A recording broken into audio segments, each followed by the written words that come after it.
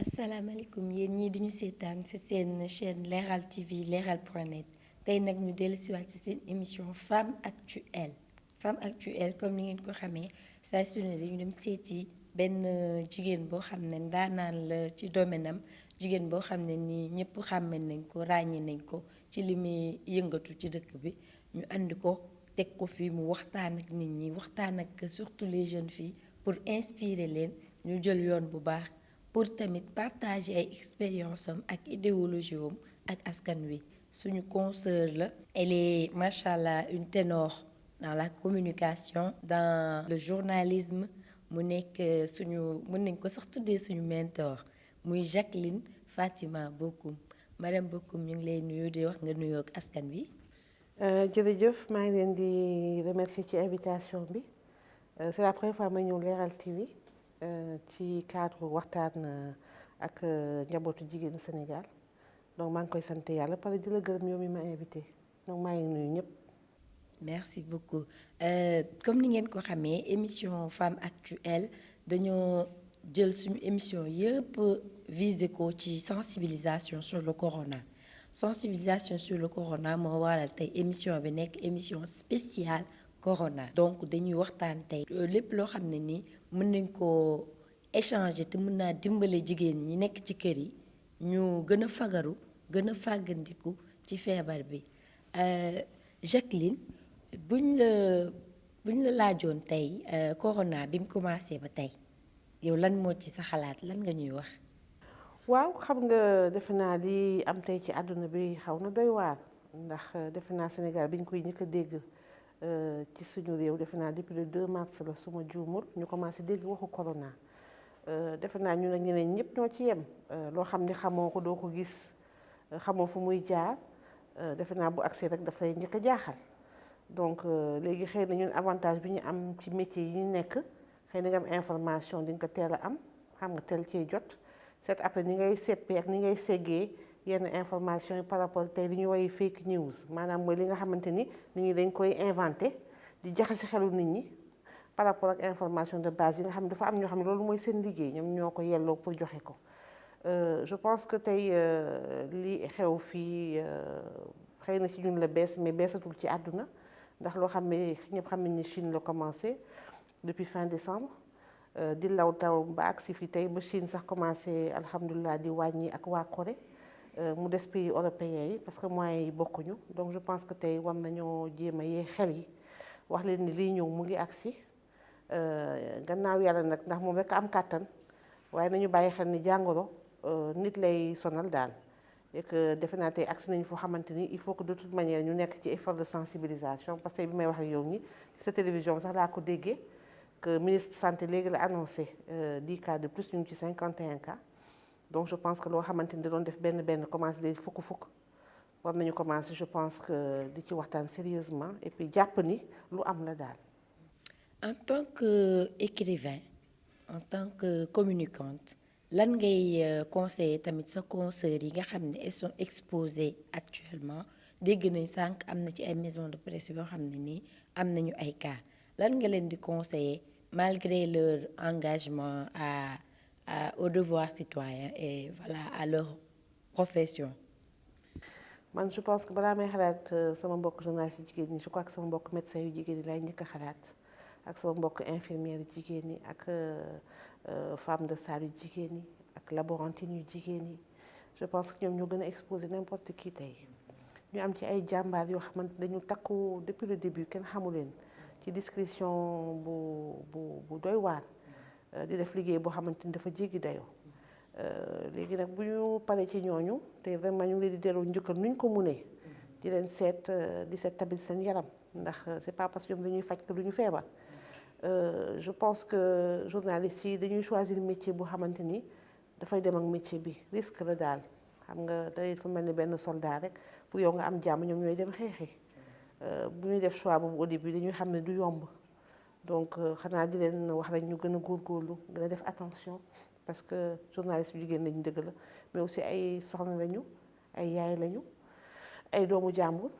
donc ñu def attention parce que précaution yi tey defe naa amul président amul journaliste amul médecin ñëpp ñu bokk yem ba àtte yàlla bu wóor la tey ñetti bokk yem donc nañu sant yàlla rek di góorgóor li nga xam ne nag ñun ñoo ko moom mooy suñu comportement mooy suñu demlante mooy dugg bi génn gi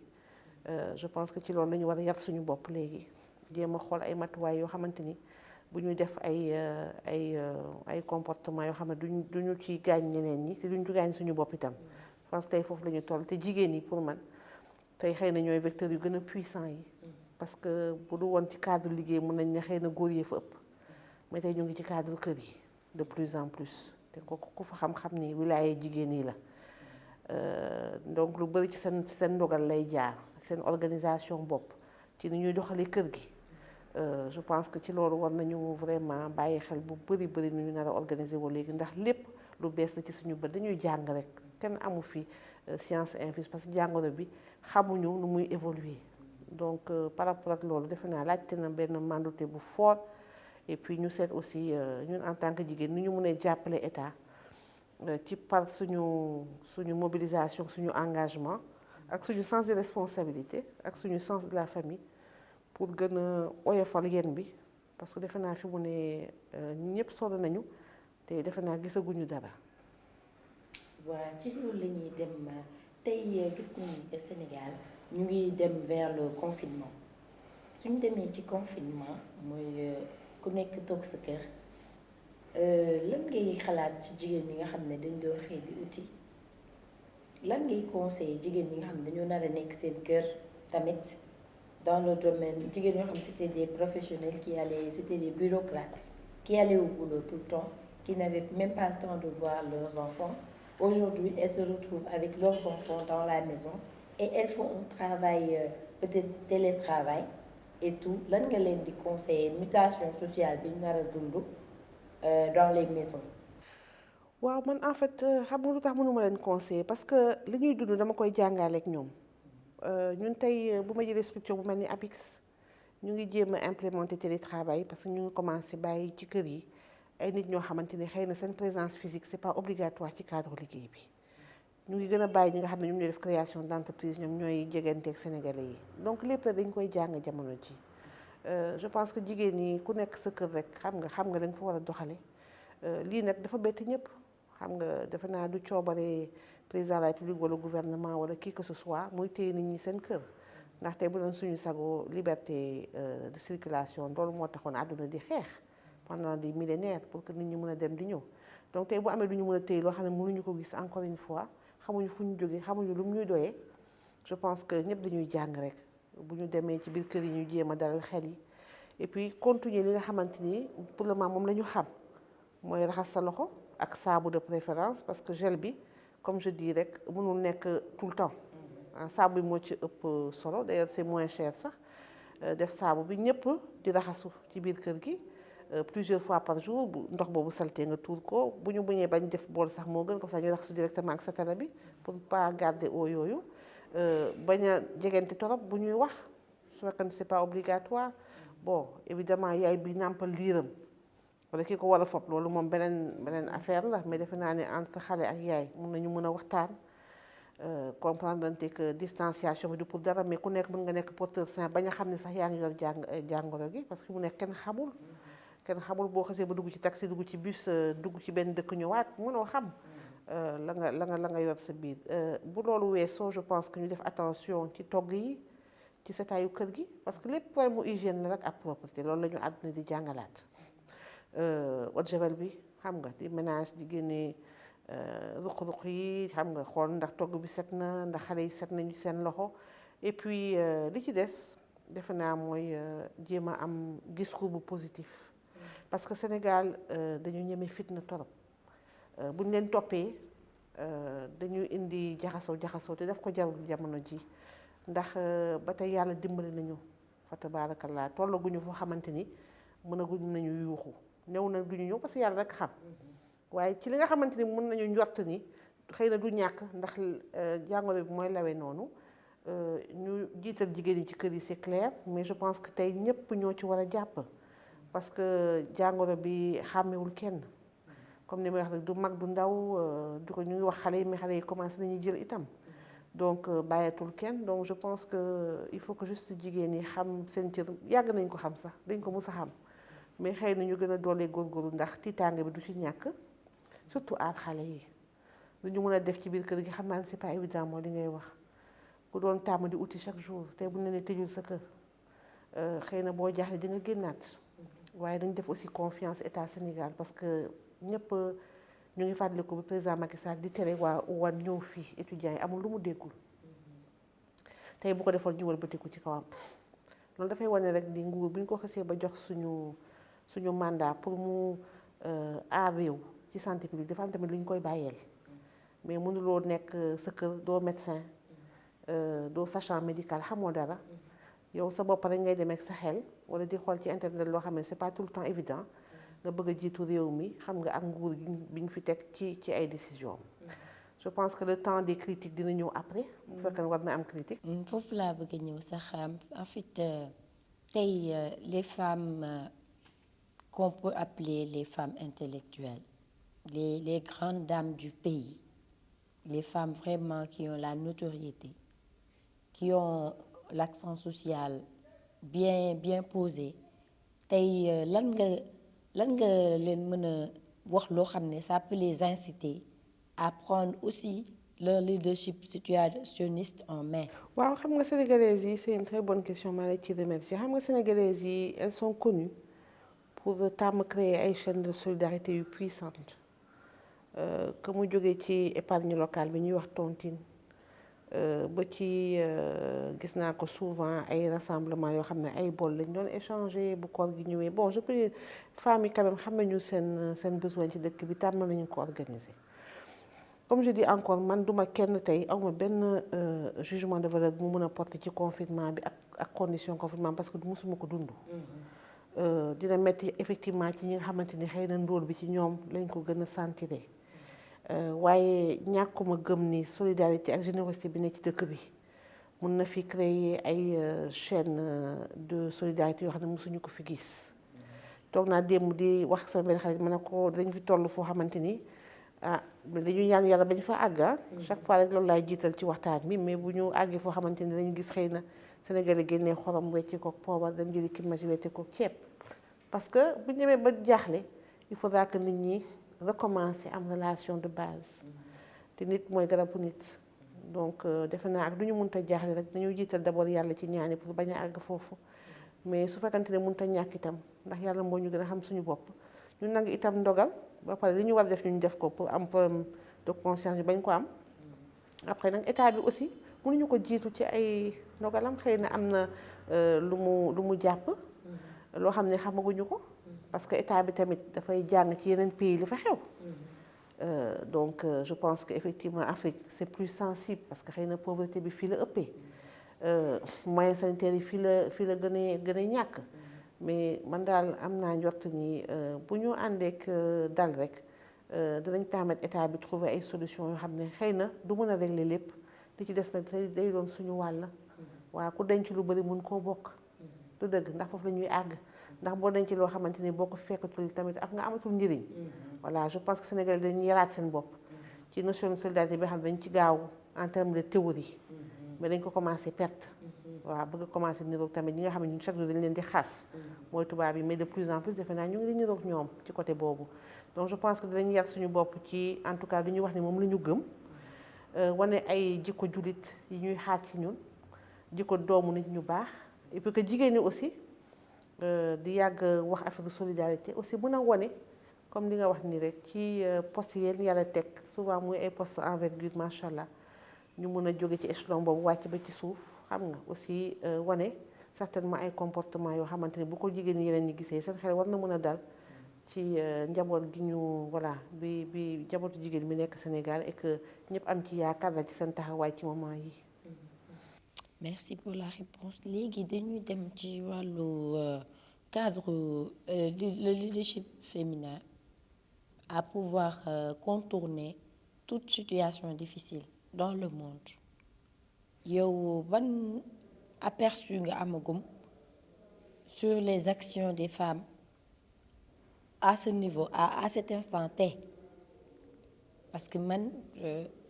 gis naa ne que à cet instant tey gisaguma les femmes je les vois pas encore yow ban aperçu nga ci amagum surtout à votre niveau yéen ci côté APIX ak yooyu vos femmes qu'est-ce qu'elles ont essayé de faire ou bien qu'est-ce qu'elles prévoient de faire.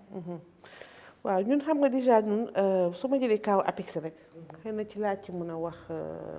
en étant un peu plus à l'aise ñun déjà on est une des rares agences nationales boo xamante ni il y a plus de femmes cadres que d'hommes pratiquement à l'APIX loolu moom def di loo xamante ni vraiment dañ ko yàgg tiitaroo APIX xëy na nag APIX du boîte boo xam ne dañu ciy coow parce que ay techniciens ñoo fa nekk ñoo yor ingénierie nationale ci domaine yu bëri mais boo fa demee cadre yu bëri centre de décision yu bëri ay jigéen ñoo ko fa yor ci gannaaw ndogalu directeur général bi yàgg nañu aussi ci cadre amical bi ak même ci cadre liggéey bi chaque jour dafay action yoo xamante ni ay action de proximité la parce que déjà APIX dafa spécialisé wu ci communication sociale parce que ñëpp xam nañ ne jox nañ ko wàllu askan bi nga xamante ni projet yi ñoom la impacté te ñooñu c'est une population souvent vulnérable donc newuñu fi aussi ci turu président def publicité parce que defe naa askan aussi boo koy jàppale gannaaw yàlla da ngay def tamit li nga xam ni moom nga ko ameel moom nga ko yoreel parce que boo ko fekkee fi mu nekk nga ñëw ne ko dama bëgg lu gën li nga am balaa muy agsi si loolu di nga am xëy na lu bëri loo xam ne di nga ko war a séq ak moom ba pare wan ko itam du dëgg pas-pas bi nga am ci sa digganteeg moom pour que effectivement li nga ko digoon bu ñu àggee ca pandaw bu mu gis ko donc je pense que nous on peut être je pense benn exemple boo xamante ni c'est assez représentatif de engagement des femmes au travail par rapport en tout cas ak partie domaine public maintenant aussi man xam naa jigéen sénégalaises yu bëri yoo xamante ni maa ngi xalaat ay association xam ne dama ci bokk comme association des anciennes de Kennedy ak SED association bu formidable boo xamante ni chaque jour ñu ngi gëstu pour xool ni ñuy jàppalee xale jigéen ñi parce que ñooy relève bi parce que boo demee ba nekk mag xëy na am na yoo xam mën nga ko nangu ba pare ci sa àdduna mais xëy na ci jigéen ñi ak xale yi ci lañu war a gën a implémenter yenn changement yi donc je pense que bëri na ay femmes yoo xam ne ay modèles lañu mais ñëpp defuñu publicité aussi am na yoo xam ne ñu ngi def loo xamante ni man am na ñu ma xam ci dëkk bi ñoo xam ne ay kilifa yu jigéen lañu donc je pense que pour tout ça daal war nañu mën a am yaakaar ni jigéen dañu gën a jël place mais encore une fois comme je dis newuñu aussi pour jigéen ñi jël place yu ñu moomul dañu aussi jël place yi nga xam ne ñun ñoo ko yelloo parce que waaw non nii situation feebar bi su delloowee ñëpp ci kër yi waaw man ne foofu tamit dañuy xam ne jigéen buñ ne kër Sénégal waaw jigéen moo tax waaw mais man soo gisee sax balaa may agsi si kër gi man ne rek même ci poste yi il faut pas que parce que jigéen nga rek ñu bëgg la jox loo xamante ne xëy na jàngoo ko wala mënoo ko itam parce que loolu tamit beneen forme le problème du genre voilà poussé nañ ko benn moment pour que ñu mën a gis effectivement li jigéen ñi mën ak li ñu mën a apporter société bi mais je pense que benn moment aussi il faut que aussi jigéen ñi jël en charge yenn responsabilité aussi ñu amoon na am capacité aussi téye ko waaw léegi foofu laay ñëwee waaw donc boo waxee loolu day mel ni comme si y a l'incompétence peut-être non non xam naa fi ngay wax dama la bëgg expliquer man xam nga góor bu incompétent tey boo ko doon teg ci poste doo ci wax doo fa ne dîner dafa incompétent parce que góor la tey da ngay wax encore dafay incompétent parce que jigéen la dafay am beneen forme de discrimination mooy aussi nga nangu nañ la teg fi parce que jigéen rek nga il faut que bu ñu la fa tegee tamit nga wan voilà nga compléter par ce comportement ak xëy na sa science ak sa technicité li tax aussi benn moment ñu mun la préférer ci poste bu quelqu'un d'autre man côté boobu laay wax ni voilà il faut pas aussi que ñu dem ci beneen extrême bi parce que bu baax tamit on va pas régler le problème c'est vrai que je vois trop la revendication les plaidoyers qui se portent sur le genre et tout mais c'est vrai d'une part à trop vouloir forcer on se blesse pas nous-mêmes là aussi c'est un cas à exploiter il faut pour ne pas après qu'on se retrouve mais loolu xëy na sax benn jamono la correspondre mais je pense que plus les filles vont être scolarisées et plus elles vont pouvoir rester à l'école plus longtemps je pense que problème yooyu yëpp ça va être réglé au fur et à mesure là pour le moment il faut ñu am ay quotas ay parité parce que il faut que benn moment politique publique yi porter aussi émergence su famille sinon c'est sûr que du yomb am na góor yoo xamante ni ba léegi ñuy wax ak yow ni convaincre nañu ne jigéen place am kër rek la mën a nekk mënoo nekk feneen mais comme je dis yàlla ci mbaaxam te moom la ñu war a sant ñu mayee xel comme góor yi ndax defe naa bu fi nekkul woon lii yëpp si duñ fi toog di ci waxtaane tey daal voilà kon ba tey sant yàlla rek doom bi pour dellu si corona bi comme je dis bëgg ba mu nekk bien sûr combat de femme ou combat donc na nekk combat citoyen sénégalais rek ak borom kër yoo xam ne aussi dañuy wax ni jigéen ñoo yor kër gi mais góor yi itam ñoo dimbali ñu yor kër gi du dëgg parce que aussi il faut pas tout le temps ñuy def boobu différence entre chef de famille Sénégal parce que chef de famille góor la jigéen la ñoom ñaar la am na kër yu bëri yoo xamante ne yaay yi newuñu fa góor yi ñoo téye xale yi kër yu bëri yoo xamante ne amatul malheureusement ay père de famille jigéen ñoo fa nekk mais ak duñ ci mënta nekk rek nañu góorgóorlu ñun ñëpp tey ci jamono ji bu ñu mënee nekk fii dans quelques années di xalaataat ay postes na fekk déjà ñu génn ci lii yëpp waaw. Mais gisoon ni la réalité impose que le féminisme que les femmes revendiquent là maintenant le corona va amener quelque chose genre prouvé maintenant. C'est quoi ce leadership là que vous draignez parce que là quand on parle de maison nos réalités au Sénégal kër jigéen la. waaw mooy li may wax rek je pense que bu ñu jógee ci jàngoro gu mel nii ñëpp dinañ jàngat àdduna ak message wu àdduna quoi je pense que comme je dis pour man affaire kii nekk ci poste wala am teraanga ci àdduna wala am kilifteef bu la yàlla dénk je pense que loolu ci man du ci affaire xëccoo góor ak jigéen ndax ku ne am nga sa wërsëg te ala kuli xaal tant que wërsëg boobu jógewu fi yow ci sa bopp doo fi jóge donc je pense qu'il faut que discours yi xëy na ñu jéem ko waaw et puis apaiser ko tuuti mais c'est normal xam nga ki am 20 ans ki am 40 ans mënuñu bokk lu ñuy waxee souvent parce que après àdduna aussi daf lay jàngal lu bëri et puis souvent góor yi ñuy jël pour suñu ennemi souvent c'est de grands alliés dans l'intimité wala de grands alliés dans le silence man je vois que souvent sama carrière man certainement que man góor yi ñoo ma gën a soutenir que jigéen ñi parce que aussi xam nga Sénégal dañuy bañ tout le temps di wax ni mais fii dafa am rivalité bu nekk ci jigéen ñi boo xamante ni jigéen ñi nangoo guñu aussi débat boobu. une très forte rivalité. mais y a un vrai jàppale jigéen. voilà dañuy wax rek mais sénégalaise en fait mën na jàppale jigéen ñi ci ma riirandoo mais en terme normal quotidien pour mu jàppale ko c'est très compliqué parce que am nañu nu ñuy gisee suñu bopp am nañu fu ñu teg suñu bopp dañu gaaw a gis suñu bopp même bu ñu xamee ni doole yi yemul même bu ñu xamee ni wërsëg yi yemul mais dañuy xëcc tout le temps xam nga la couverture pour soi am na ñuy defee et comme je dafa am tamit yu bëri yoo xam ne war nañu ko rectifier ci suñu biir parce que suñu bëggee aussi arriver yenn niveau yi il faudra que d'abord jigéen ñi gëm jigéen ñi pour commencer et je pense que loolu mooy lu gën a compliqué parce que balaa góor yi di ñu gëm il faut que da ngay xool rek góor sénégalais boo amee borom kër da lay wax ni yow de sa xaritoo yi léegi mu jeex ak jigéen ñi ñu ne waa góor yi ñoo ñu koy teg mais souvent boo xoolee ci biir aussi yow facilement da ngay bàyyi sa ami yi ñu dem suñu amulee jëkkër nga ne ah wóorul pourtant ñoo ànd ak yow pendant 20 ans ba keroog ngay am jëkkër mais subitement da ngay ne ah ñu di ànd ak ñoom wóorul ñun ñooy fragiliser suñu relation ci jigéen ñi entre ñun et je pense que débat boobu bu lu yëpp jeexee aussi même bu fekkee ñu ñooy décider ci kër gi c'est bien que ñu décider yàqul dara parce que suñuy kër ak suñu borom kër ak suñu doom ñun ñëpp ñoo ko bokk moom donc la baax la fa nekk yëpp xam nga ñëpp ciy profité donc je crois que góor yi duñ toog ci kër yi pour di xëccoog ñun ay cin wala ay bool wala ay lal pour lekk bon bu ñu ko defee tamit ñu jël du dëgg mais je pense que xeex bi pour man feneen la daal tey d'abord pour que ñu jéem a génn ci lii ba pare bu ñu toogaatee xëy na ñu defaraat tuuti toogaay tuuti xel yi et comme je dis chantier yi ñuy bëgg Sénégal defe naa ci bopp Sénégal lañ ko war a commencer def parce que ñun tamit soxla nañ tuuti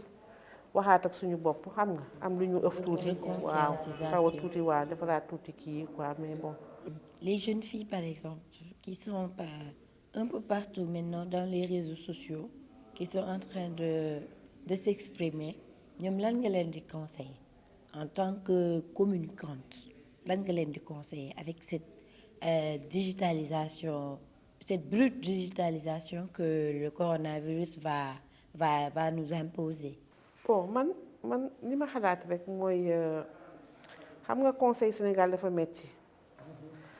ki am 20 ans dafay fàttali ni yow am nga 20 ans balaa ngay am âge bi nga am mais différence bi ñu am ak ñoom c'est que ñoom effectivement cette génération mooy génération digitale du suñu bos ñun dañ ko découvrir assez brutalement mais ñoom dañu màggandoog moom. Je pense que effectivement c'est bien nga am tribune boo xamante ni tu as 80 100 000 peut-être 1 million de personnes ñu lay déglu mais li ngay wax tey moo lay topp suba photo bi ngay dugal tey ak vidéo tey bi mën na doon suba la nga xamante ni loolu moo lay sonal ci sa carrière. Donc même bu fekkante dañu nekk ci ay extrémisme de discours par rapport à des positions fortes nañu xalaat tout le temps ni suba dinañ nekk jabaru kenn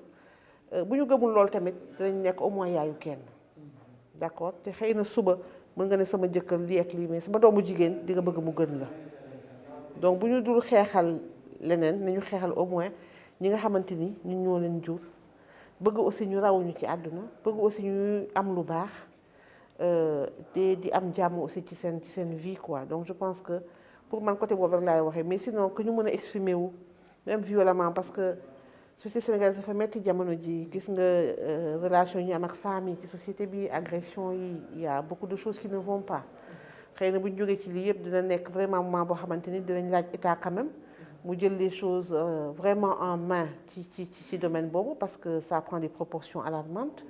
Et comme je dis rek il faut ñu nangu gëstu li xew et je pense qu'il y a un mal profond qui dit pas son nom ici parce que lu nekk rek dañ ciy def malaanu sutura am na loo xamante ni aussi buñ ci àgg il faut ñu jéem ko waxtaane pour que ñu bañ a lor aussi génération yi di ñëw quoi. D'accord donc beneen question bi mooy tey gis nañ ne corona bi envahir nañu carrément. Gis nañ ni kenn xamul nuñ koy maîtriser parce que day muté fu mu dem am fa beneen melokaan tey gis nañ nit ñi ku ne muy commencé xalaat ku ne muy commencé jël position mais foogoon nañ laa wax foogoon nañ parce que dès le début les gens étaient en train de voir quoi commencé woon nañ def ay prévention mais gis nañ li xew fan yi ci démb la woon ci jumaa yi mu nekk problème boo xam ne ça montre je dirais le vrai visage du Sénégal. waaw xam nga man je me dis que xam nga pour man waane weesuwul nga xaar ba situation corona jot nga bëgg a régler problème confrère yi man loolu gëwuma ko je pense que ku nekk nañ ko bàyyi rek ci la mu gëm ci la mu sax ci la mu màggee parce que ku nekk ci ñun rek boo laalee sa croyance dafay gis boppam ñun li ñu mën a ñaan rek chaque Sénégalais parce que comme je dis rek d'abord fii ku nekk doom nga wala mag nga ci kër. wala bàyyi nga wala yaay nga li ñu mën a ñaan nit ñi rek mooy ñu prendre conscience quelle que soit position bu ñu mën a am que le vrai débat le vrai combat la vraie guerre c'est contre le corona c'est pas contre les Sénégalais entre ñoom on a besoin de réunir toutes les forces tey pour jéem a trouver nu ñuy régler problème bi parce que comme je dis encore tant que yaa ngi stade 1 ci pays yu mel ni suñu bos yi mën nga am espoir mais boo commencé attaquer stade 2 stade 3 di am ay pics yoo xamante ni kenn dootu ci mën a def dara parce que dootoo mën a xaj ci hôpitaux yi doo am masque respiratoire yu doy doo am hôpitaux mobile yu doy bu ñu tollee foofu yàlla tere defe naa dañ tal leneen du waxtaanu démb beeg barki démb bi nañu bàyyi kilifa yi ku nekk ci cër ga la yàlla jox nga jël ay décisions yoo xamante ni entre yéen boo leen ci waxtaanee bu yàggee di ngeen am aussi fi ngeen di retrouver wu pour juboo du dëgg ku nekk rek tey xam nga sa responsabilité par rapport ak lii xew am na nag loo xam ne bu ñu ci tollee itam parce que xam nga nit lu mu gisul rek xamu ko xëy na yàlla na ma yàlla baal tey bu amoon kenn ku dee wala ñaar je pense que tey dinañ wax leneen c'est parce que mu ne xel yi dañu xaw a dal rek parce que xamaguñu nu muy évoluer mais comme je dis aussi Sénégal yàgg nañ fi am xëy na cër goo xam ne yàlla moo ñu ko may bu dee tàppaat nañu xol yi bañ a dugg ci ay débat de futilité xëy na yàlla mun nañu mayaat yërmande gu ni mel xëy na ñu bañ a àgg ci yenn pic yi Sénégal ñu ngi koy félicité tey ci test yi ñuy def parce que comme vous savez États-Unis dañuy def 5 jours pour def test feneen ak feneen ay jours di jour Sénégal au bout de 4 heures c'est une chance mais ça veut dire que test yi rek la ñu mën a régler gu mënuñu régler forcément benn pic voilà de maladie donc man daal li may ñaan yàlla mooy Sénégalais yi recentré wu ci essentiel bi ku nekk li la yàlla may ñu bàyyil la ko mais ñu jéem a ñun ñëpp rek jàppale état xëy na ci effort yi muy def tey pour jéem a réguler pandémie parce que am na foo xam ne bu ñu fa tollee encore comme je dis li xew fa leen jommuñu waaw ndax gënuñu kenn itam dañuy waxante dëgg ñu ñëpp ay doomu aadama la yàlla rek a xam mais bu fekkante ne daal mën nañu concentré wu ci prévention bi ak ci sensibilisation bi je pense que tey pour man loolu mooy actualité bi nga xamante ni en tout cas loolu moo ñu mën a honorer ñun tey en tant que pays boo xamante ni on est en train d'être reconnu comme un hub médical aujourd'hui dans la sous-région même sur l'Afrique. Je pense que loolu moo gën a jar comment valoriser que les petites incompréhensions qu'on peut avoir de part et d'autre quoi. tey suñ la waxoon tey yow yaay gérer communication de crise bi am tey Sénégal yow yaay jàppale état bi tey naka ngay doxale avec tous les enjeux les problèmes des maisons des conflits religieuses et tout à la voie aller au confinement. damay nekk mënuma ko pour la bonne et simple raison que je pense que communication du métier boo xamante ni da nga koy inventé boo jàngee di nekk ci communication ak wax di mu méttee segam ñun ñi ko jàng ñun ñooy juum des fois ci wax ak souvent ñi nga xamante ni tey dañuy jóge fii rek lu nekk ñu tudd ko lu nekk ñu wax ko lu ne ñu xam ko tey lu tax communication métti je pense que man très honnêtement dama ko wax sans démagogie je pense que état xam na bu baax lu muy def gis nga information mënuloo lu nekk rek nga wax ko c'est sûr que tey am nañu information xam ne mënuñu ko partager ak sénégalais yi il faut ñu def ndànk parce que tey boo tëbee rek nii ak nii la mel di nga fi gis yeneen gestion yoo xam ne dootoo ko mën a gérer donc je pense que comme je dis tout le temps rek man defuma ko pour neexal kenn fi mu toog defuma ko pour jéem a bàyyi kenn fu mu toog dama ko wax rek te yàlla moo tax dama ne nañu bàyyi ñi nga xamante moom mooy seen expertise ñu def seen liggéey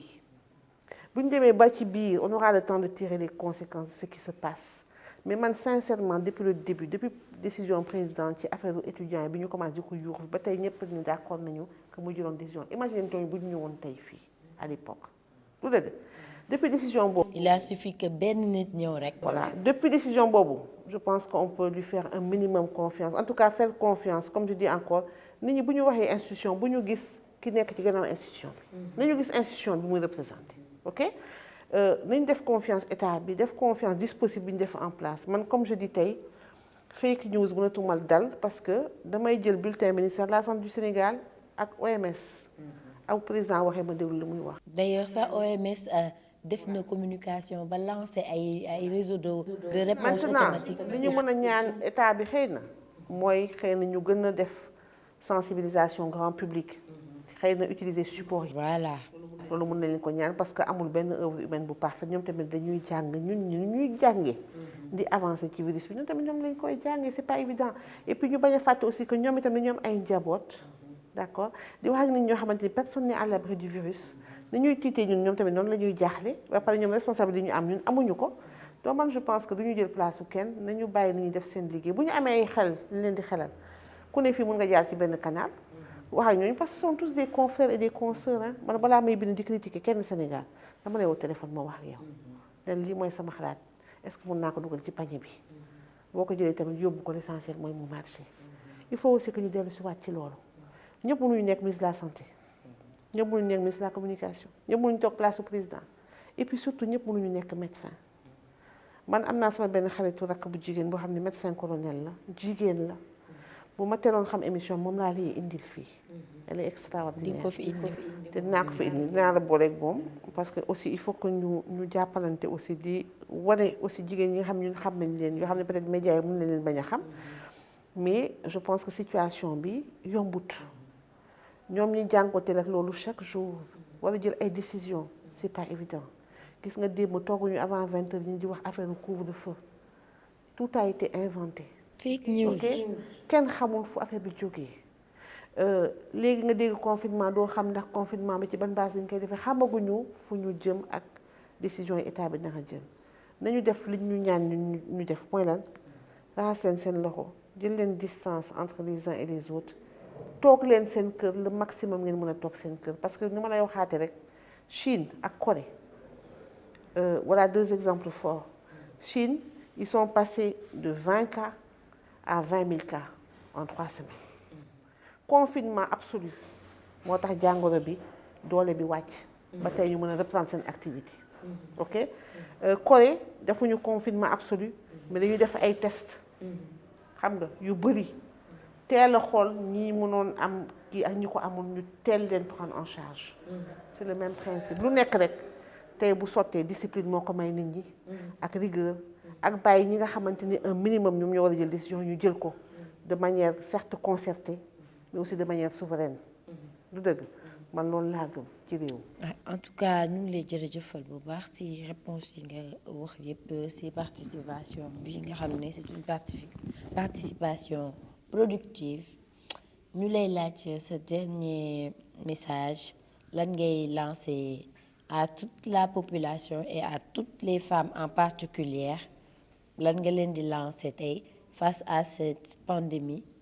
comme comportement bu ñu mën a adopter. waaw donc comme je dis encore rek loo xamante ni ñëpp a ko bokk waaye kenn xamu ko dañuy jéem a rek jàppalante joxante loxo sottante xalaat amul leneen lu mën a changer loolu. léegi comme c'est le dernier message avant qu'on se quitte en remerciant encore Leral TV je pense que la seule chose à faire aujourd'hui te maa ngi ñaan jigéen ñi vraiment comme ñoom la ñu gën a yaakaar tey ci confinement bi su naree am mooy kër yi ni ñu koy tëyee ni ñu koy setal ni ñu koy doxalee parce que am na kër yu xat am na kër yu gën a yaatu am na kër yu am lu ñuy lekk am na kër yu amul dara mais ñu bañ a fàtte ni li ci gën a am solo mooy jéem a sàmm bakkan yi rek ndax nit mun na toog ñàkk lu bari waaye yàlla rek moo mën a jàppale doomu aadama ba mu bañ a toll ci yenn niveau yu jaaxle yi du dëgg. léegi xëy na rek di leen wax ni xëy na jour yi ñëw mun na metti ci suñuy borom kër yi metti ci suñuy waajur yi metti ci suñuy doom suñuy xarit yi suñuy am di jàmm yi ak nu mënta demee rek bu ñu fàtte jamais ni réew mi ci colonne vertébrale jigéen yi lañ ko tabaxee et que bu ñu mënee taxaw rek ñun ñëpp dinañ taxaw jàppandu ci ñun ba kenn du daanu. xëy na rek di remercier ñu mel ni yéen def genre émission yi xëy na pour gën a yokk fit jigéen ñi gën leen wan aussi seen importance ci émergence su dëkk bi. ñu gën a yaakaar ci lañu nar a gën a sukkandiku donc bu fekkoon da ngeen amoon loo xamante ni daf leen naqari woon wala mu metti leen ngeen jéem a xool rek ni ngeen di defalee seen bopp pour que ñu mën a passer ci lii. sàmm njaboot yi yàlla dimbali ñeen ñu sauver leen ba après bu ñu toogaatee nit ñi du ñu fàtte xëy na njëriñ bi fi amoon bi ñu leen di soxla ci base boobu ñu mën a recommencer ay discussions yoo xamante ne dina tax xëy na ñu gën a avancer ci suñuy droit ñu gën a reconnaître aussi li nga xam ne ñoo ko yelloo gën ñu ko jox itam bañ a wàññi dara suñuy cër di leen sant di leen gërëm di ñaan yàlla bu ñu fiy dajewaat mu nekk ci loo xamante ni jàmm lay noonu ci diggante bi kenn bañ a wàññeeku. jërëjëf Jacqueline Fatima Bokoum mbokk yi yéen ñi doon ñu seetaan ci seen émission Femme Actuelle comme ni ngeen ko gisee tey suñu femme actuelle nekkoon Jacqueline Fatima Bokoum écrivain doublée d'une casquette de communicante journaliste et maintenant elle est la responsable directrice commerciale de la communication de l'APIX. mu doon échanger ak ñun tey ci wàllu spécial femme actuelle sur le coronavirus doon sensibiliser doon waxtaan ci position jigéen face à cette situation doon waxtaan ak askan wi surtout les jeunes filles aussi sur les réseaux sociaux et sur tout ce qui est du domaine de la sensibilisation ci wàllu feebar bi pour ñu booloo nekk benn booloo suivre état bi ci logique bi mu ñu dicté pour mën a vaincre feebar bi d'une manière vraiment glorieuse ñu ngi leen di remercier di leen joxaat dig daje yàggatul ak beneen femme actuelle mu joxe xalaatam ci lii di feebar bi jërë ngeen jëf di remercier aussi sama technicien bi di ko remercier bu baax moom mii di yoro ci ginnaaw macha allah jërë ngeen jëf.